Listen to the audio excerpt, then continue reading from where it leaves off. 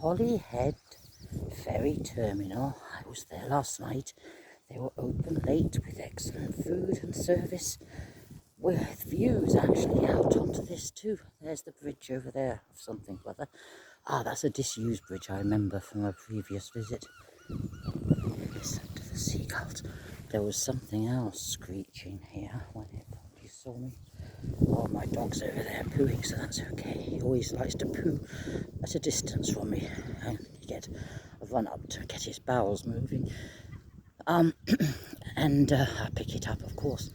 My little car. This is it's not called a marina, it's just the seafront of the Irish Sea, of course. No one mentions the names of seas in tourist things when they talk about seas of Britain surrounded by it. And I found out there's something North Atlantic, the bit off Scotland, someone told me the other day.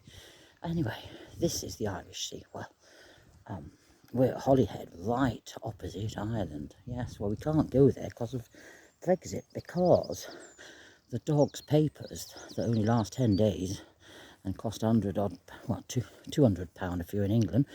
I got them done at Dee Valley Vets in Llangollen, but they only last 10 days and they have to only state the port you've got to land at, but it was then France, so it's not Ireland, is it?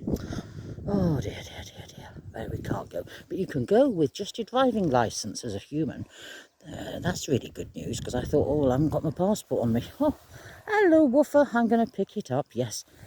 The Maritime Museum is simply unbelievable. They've got stuff, writings and letters and things about from the staff that were on the Titanic. I spent all day in there one day.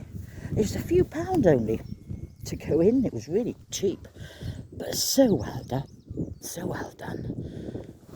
Anyway, right.